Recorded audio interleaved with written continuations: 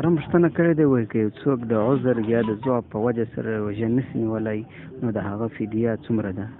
اما د روژې فدیه پاو کم 2 کیلو غنم یا د پاو کم 2 کیلو غنمو قیمت ادا کول دي. او که چیرې قیمت ادا کوي نو قیمت به د هغې علاقې د ادا کوي په کومه علاقه کې د فدیه ورکوونکی اوسیږي.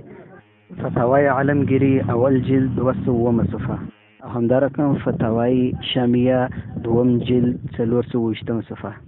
محترم پوښتنه کړې ده، وایي که یو څوک د 20 رکعاتو تراویح نیت په یو وار وکړي او بیا وروسته په 2 رکعاتو باندې صرف الله اکبر وایي نو دا څنګه دی؟ محترمه بهتره او سنت طریقه دا ده چې په هر 2 رکعاتو باندې نیت وتړي، که څه هم مختصره نیت وي. او که چیرې په شروع کې د 20 رکعاتو تراویح نیت په یو وار وتړي هم پروا نه کوي، لمونځ یې پسې کېږي. البته بهتره او سنت طریقه خدا ده چې په هر 2 رکعاتو باندې نیت وتړي. فتاوای شامیه 2 جلد 440 صفحه همدارقم فتاوای هندیه اول جلد 210 صفحه.